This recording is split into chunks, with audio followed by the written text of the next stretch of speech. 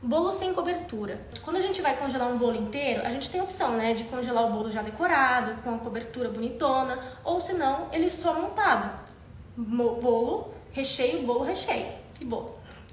Então, é mais fácil você descongelar esse bolo quando ele não está com cobertura. Por quê?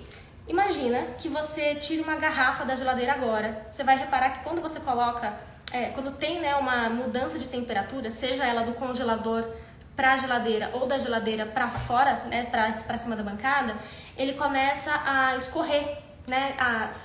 Você percebe que tem uns... deixa eu pegar, peraí. Tá vendo a diferença, ó?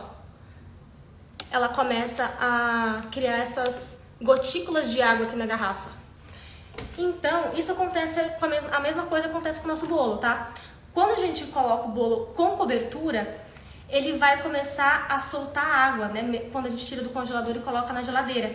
Ele solta água e aí, se ele tiver principalmente com corante, com esse tipo de coisa, aí pode ser que danifique a sua decoração, tá? Por exemplo, quando a gente faz um buttercream, né? Eu uso geralmente o buttercream para fazer as decorações dos meus bolos. Você usa buttercream, só que a gente tá acostumado a usar aquele corante que é para hidrossolúvel, que é para água e não para manteiga, né? Que é a gordura.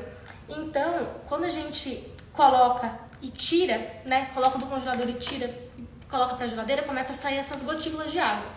Como o corante ele é para a água, né? A gente usa o corante para a água e não para a gordura, que é a manteiga, no buttercream, ele começa a sair junto com as gotículas de água. Por isso que você começa a ver aquelas gotículas de água cheio de corante. E aí esse corante começa a escorrer, tá? Então, se você quiser evitar, coloca ele só montado, sem a cobertura. Mas se você quiser colocar com cobertura, você pode, tá? Você pode usar um corante que é para chocolate, né? Aquele que é a base de gordura. Então você vai ter um pouquinho mais de trabalho para fazer com que esse corante se dissolva direitinho no buttercream, mas ele funciona super bem. Mas saiba que o seu bolo vai escorrer do mesmo jeito. A única diferença é que não vai sair o corante, tá? Mas vai escorrer. Para evitar isso, você pode congelar esse bolo dentro de uma caixa. Agora é questão de saber se você tem espaço no seu congelador para isso. Você coloca ele numa caixa e na hora de tirar você coloca ele com a caixa dentro da geladeira. E aí esse choque de temperatura vai acontecer, mas vai acontecer mais na caixa do que no próprio bolo.